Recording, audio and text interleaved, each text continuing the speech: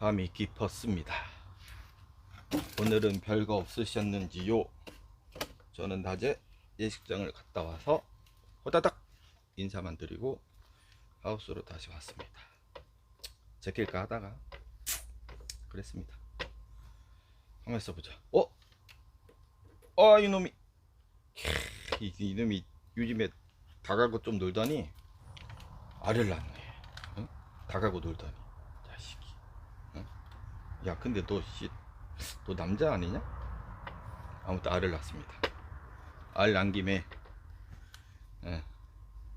알 얘기를 해볼까? 어제 멀리서 저기 그 매니아 분들이 오셨는데 얘기하다가 계란 계란 껍질을 얘기를 했죠. 전에도 뭐 카페에서도 한번 언급드렸었고, 그게 저분 때문에 그때 카페에서 그랬었나? 저기 카페 호주에 사시는 그 매니아 분이 계시거든요. 그분하고 얘기하다가 호주의 그 분들이 한국 교포 분들이겠죠. 다육이를 되게 열심히 키워. 근데 호주가 자생지거든요. 근데 다육이가 더 비싸대요. 그 나중에 뭐 기회 되면 말씀드리고, 오늘은 계란 껍질, 달걀 껍질, 계란 껍질 많이들 이게 저기 까서 넣으시죠. 이렇게 낚으면 계란이 왔어요. 싱싱한 계란이 왔어요. 요즘에 그런 아저씨도 안 보이네. 저 아저씨 본 거 없어요. 영화 보니까 나오더라고 이런 게. 옛날 영화 보니까 그 계란 아저씨, 그 아저씨 나와. 동태장사 아저씨랑. 전 본 적 없어. 한 번도 본 적 없었어. 찹쌀떡 그거 하고 저 본 적 없어. 진짜로. 계란 껍질이 어디에 좋을까요? 많이들 아시겠죠? 식물 좋아하시는 분들은 계란 껍질 이렇게 까가지고 막 벗겨가지고 갈아서도 넣고 이렇게 올려놓기도 하고 그렇게 하시죠? 그런데 이제 한번 아시면 도움이 되는 게 있습니다. 우리가 왜 그 잘 키우려고 정성스럽게 우리 이제 뭐 다육이든 뭐든 식물이든 뭐 건강하게 키우고 싶으니까 여러 가지 이제 공부도 하시고 막 이렇게 첨가해서 넣으시고 하시잖아요. 그런데 의외로 우리가 고생한 만큼보다 효과가 적은 게 있습니다. 바로 얘입니다. 계란 껍질. 그 외에 계란이 그 칼슘인데 야 식물, 네가 저번에 얘기했잖아. 칼슘이 중요하다며. 그 병의 예방을 위해서 세포벽을 더 단단하게 해주니까 칼슘이 좋다며. 그래서 칼슘 잘 구하라며.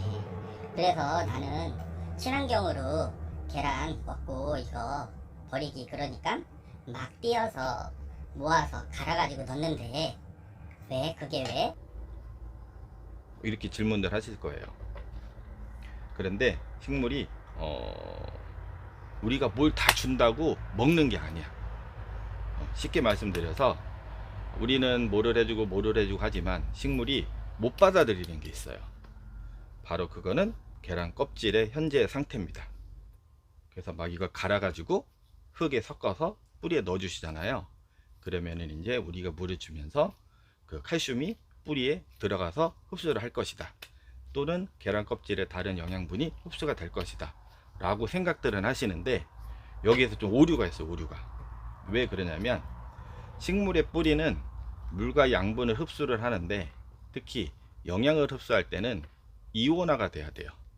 우리가 뭐 퇴비를 넣거나 아니면 유박이라든가 그런 거는 유기질 비료, 그런 거는 미생물이 유기질 그 유기물을 분해를 해서 뿌리로 흡수를 하게 만들어서 가는 거고, 그다음에 우리가 이제 칼슘 비료도 마찬가지고 아니면 이게 올려놓는 비료도 마찬가지고, 물에 타서 주는 액체 비료도 마찬가지고, 일반적인 영양제라고 하는 거 있죠.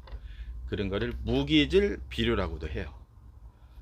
식물이 흡수를 할 수 있게 바로 물에 녹아서 뿌리로 들어가서 이동을 하는 거예요. 그런데 계란 껍질이 과연 물에 녹을까요? 말씀드렸다시피 이온화가 돼야 돼요. 그 이온화가 어려운 게 아니라 물에 녹는다고 생각하시면 돼. 물에 녹은 것만 뿌리는 받아들여요. 물에 안 녹으면 안 돼요. 아무것도 안 돼. 근데 계란 껍질이 과연 우리가 막 잘게 부수고 간다고 해서 과연 이게 물에 녹을까? 과연 그럴까요? 안 그래요. 거의 진짜 뭐 되게 막 뭐 이렇게 정밀하게 가르면 뭘 거까지는 모르겠는데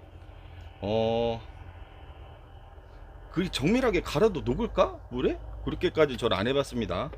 지금 말씀드리는 거는 어떤 기준으로 말씀을 드리냐면, 우리가 이제 그 친환경 농업 그 하시는 분들, 그 다음에 이제 일반 관행 농법을 하시는 분들도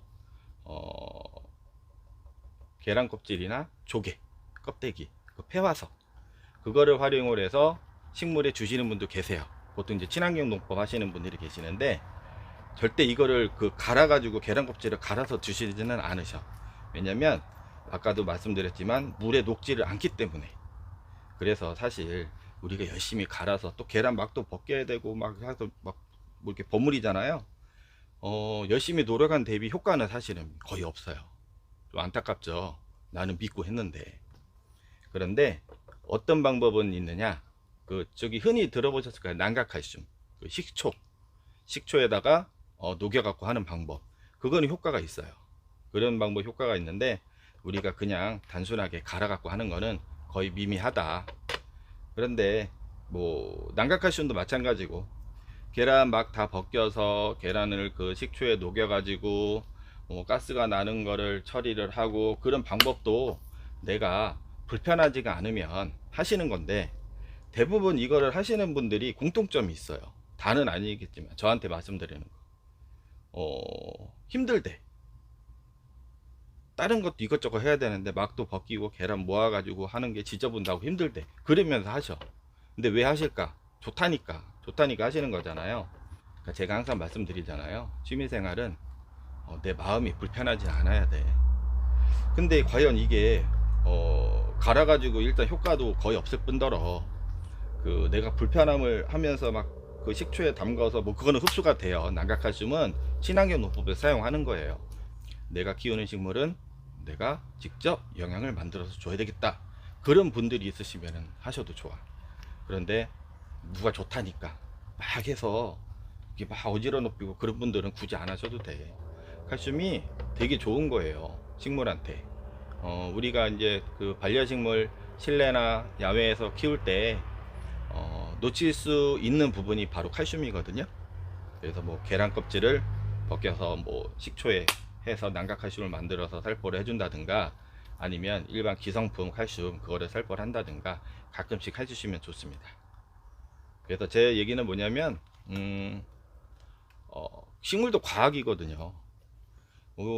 내가 수고로운 게 도움이 되면 모르는데, 내가 수고롭게 했는데 도움이 안 되면 하나만 하잖아. 예전에 제가 이제 카페 글 쓸 때 어떤 글을 썼냐면, 저는 계란 껍질을 갈아서 넣었더니 효과가 좋았는데요. 그거는 제가 이렇게 말씀을 드려요. 안 넣으셔도 잘 키우실 분. 또 하나, 굳이 말씀을 드리자면, 이걸 어느 정도 부셨으면 얘가 흙에 넣었으면 나름대로 공극이 형성이 되잖아요. 그래서 더 좋아지지 않았을까. 하지만 여러분들이 생각하신 대로 칼슘이라든가 기타 영양이 식물에 흡수가 되는 것은 극히 미미하다. 단 난각칼슘은 흡수가 된다.